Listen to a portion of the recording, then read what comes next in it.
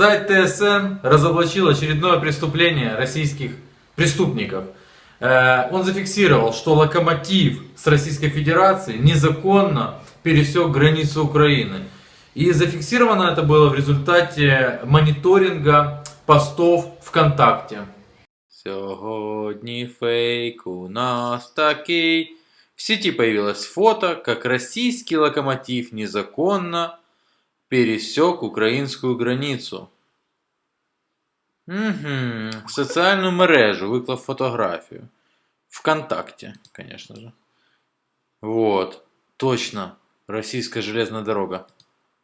Ну все, это же очевидно, что он пересек границу с Украиной. Видите? Подлое лицо какое. Все, очевидно.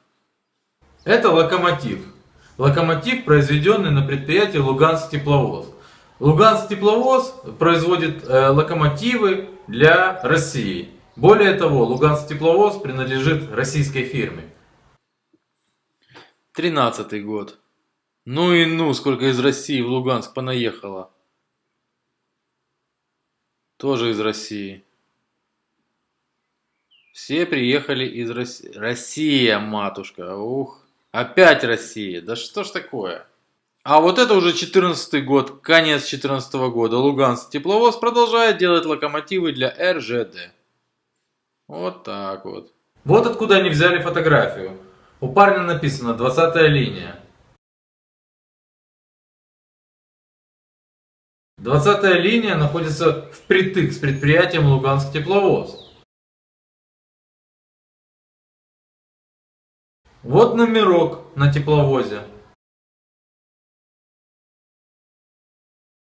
Серия с таким номером давно массово производится на Луганск Тепловозе.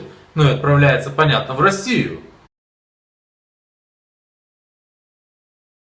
Короче, понятно. Парни сфотографировались рядом с предприятием Луганск Тепловоз и рядом с локомотивом. Почему этот локомотив пересек границу незаконно из России, приехав в Украину? Потому что на нем написано РЖД.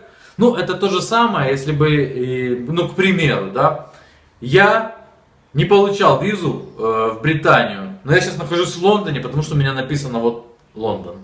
Что? Ну а что, а с чем мне еще это сравнить, я не знаю.